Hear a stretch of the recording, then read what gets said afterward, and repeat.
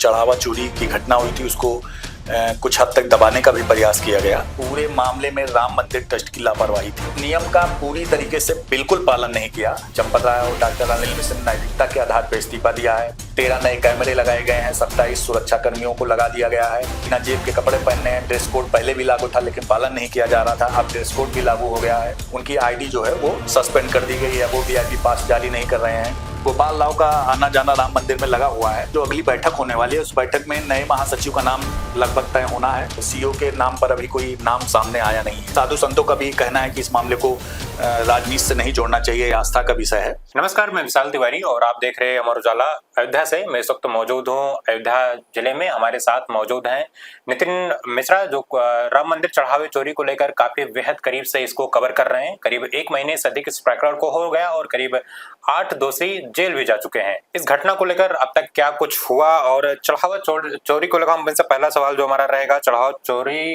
ये मामला कब सामने आया?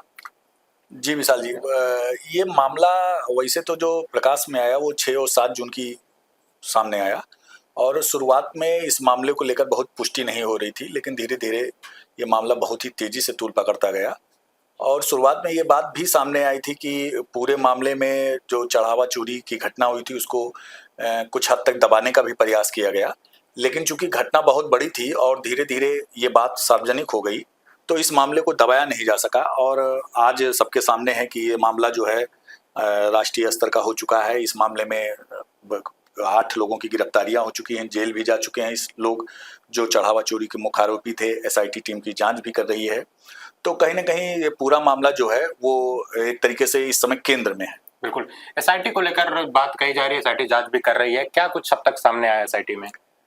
SIT की जांच जो बात सामने आई है उसमें ये हुआ है कि जब चढ़ावा चोरी का प्रकरण सामने आया तो राम मंदिर ट्रस्ट के जो महासचिव थे चंपत राय जी, उन्होंने इस मामले में पहले जो है शासन को पत्र लिखा। इस मामले में उन्होंने शासन को एक पत्र लिखकर और SIT जांच की मांग की। हालांकि जब ये मामला तूल पकड़ रहा था तब चंपत राय जी ने ही अपने एक बयान में कहा था कि इसको लेकर कोई उल्लेखनीय बात सामने नहीं आई है, लेकिन जब मीडिया में, सोशल मीडिया में ये मामला उछलने लगा तो उन्होंने खुद ही इस मामले की जांच के लिए शासन को पत्र लिखा और SIT की टीम गठित करने की मांग की। हालांकि चंपत राय की मांग पर तत्काल SIT की जांच बैठाई गई। SIT की टीम अयोध्या पहुंची।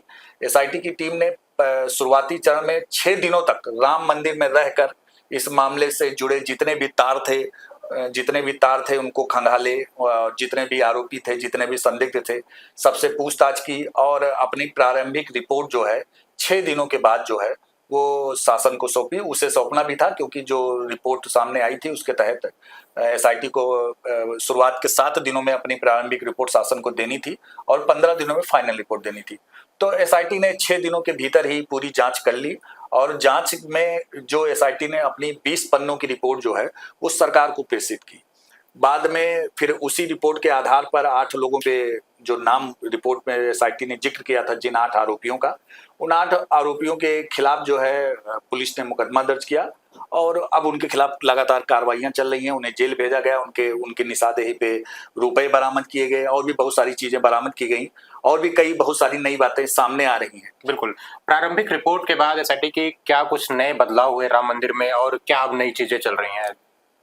विशाल जी, प्रारंभिक जो रिपोर्ट थी SIT की, SIT ने अपनी रिपोर्ट में ये साफ तरीके से माना है, बिल्कुल स्पष्ट कहा है SIT ने कि पूरे मामले में राम मंदिर ट्रस्ट की लापरवाही थी और कहीं न कहीं निगरानी का भी अभाव था। SIT ने अपनी रिपोर्ट में स्पष्ट लिखा है कि बैंक के साथ जो ट्रस्ट का MOU हुआ था, जो मानक तय किए गए थे चढ़ावा की गणना के लिए, जो भी नियम बनाए गए तो उस नियम का पूरी तरीके से बिल्कुल पालन नहीं किया और जिसका परिणाम रहा कि चढ़ावा चोरी जैसी घटना हुई और जिसकी वजह से आज पूरे देश में अयोध्या की किरकिरी हो रही है। तो SIT ने बिल्कुल स्पष्ट बताया है कि इस पूरे मामले में जो है वो SOP जो निर्धारित की गई थी बैंक की ओर से और ट्रस्ट के बीच जो MOU हुआ था उसका एकदम से पालन नहीं किया गया।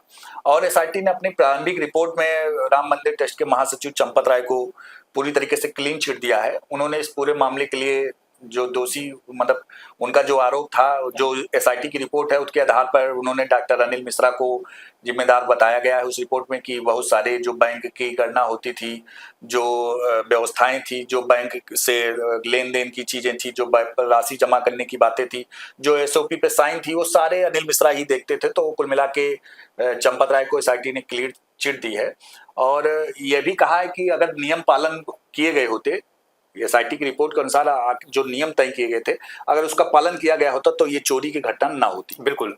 22 तारीख को राम मंदिर ट्रस्ट की बैठक है, क्या कुछ इसमें नए बदलाव होने की संभावनाएं हैं? क्या सीओ यहाँ पे व्यवस्थाएं लागू होंगी और क्या महासचिव को लेकर यहाँ पे क्या चीजें चल रही हैं?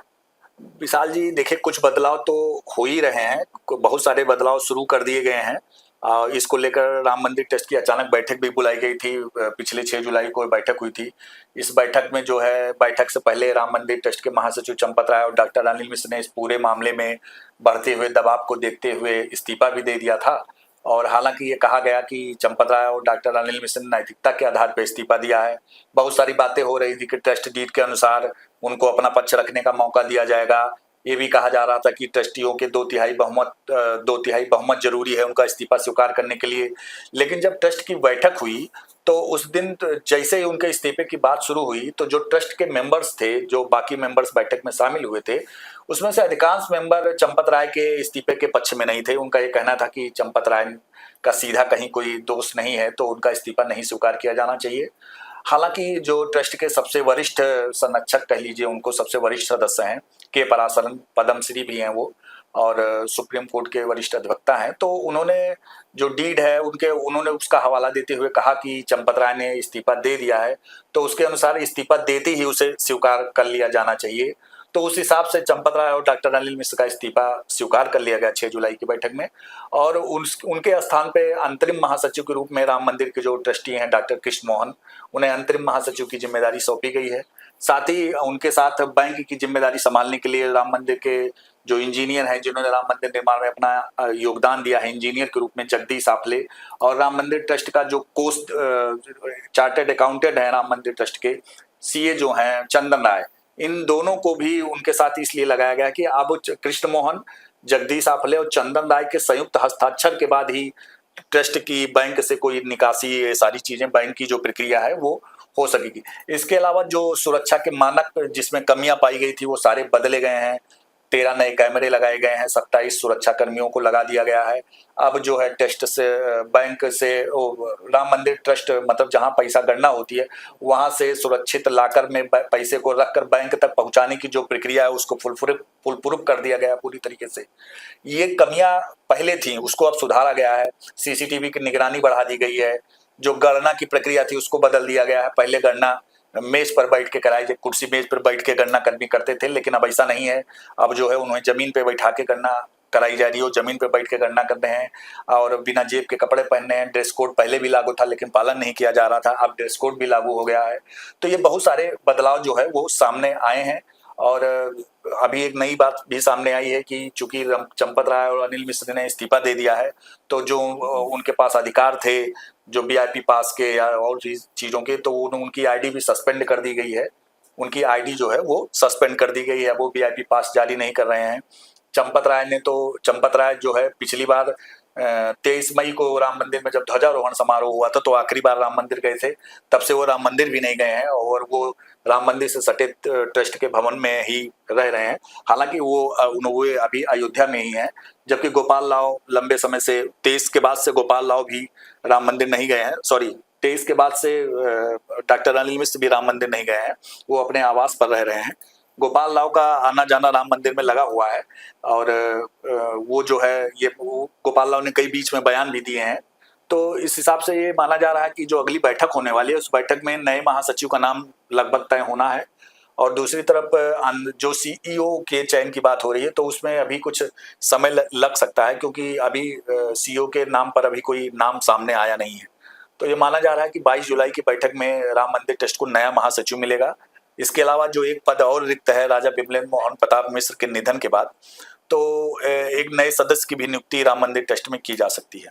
पूरे देश में अयोध्या की छवि धूमिल हुई है, विपक्ष भी लगातार इस पे पूरा एकदम जोर शोर लगा के इसका विरोध कर रहा है, सरकार को कोस रहा है, टारगेट कर रहा है।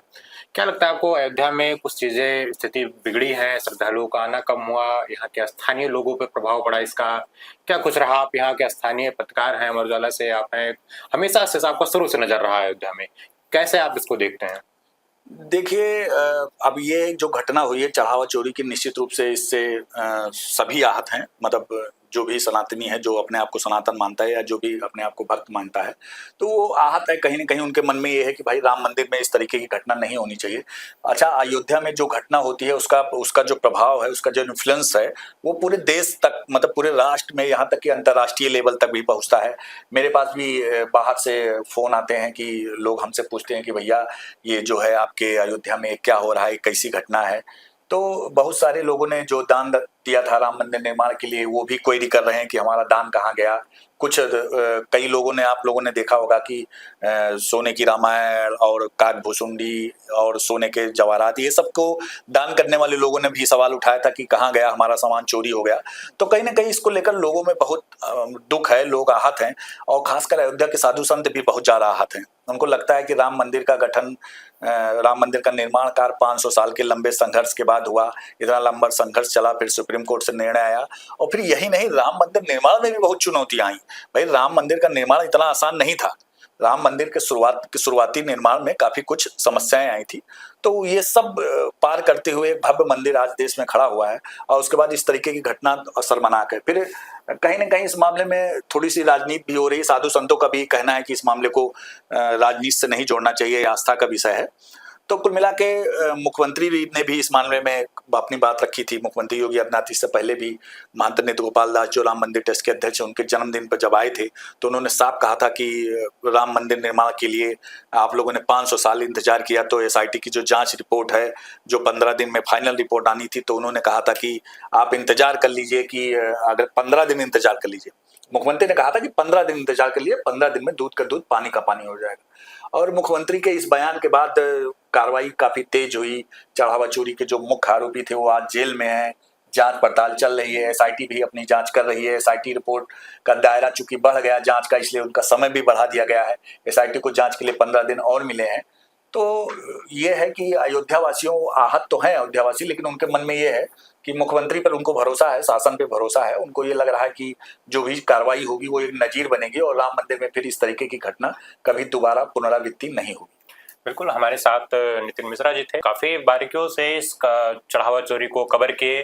करीब 1 महीने से अधिक हो गया और विपक्ष भी काफी हमलावर था। हालांकि इस समय थोड़ा शांत है। अब सबकी निगाहें टिकी हुई हैं 22 जुलाई की राम मंदिर ट्रस्ट की बैठक पर। क्या कुछ उसमें निर्णय निकल के आता है और क्या यह बैठक अंतिम होगा, इसके बाद या और बैठकों की जरूरत पड़ेगी? कैमरामैन नीरज कुमार के साथ अमर उजाला, अयोध्या।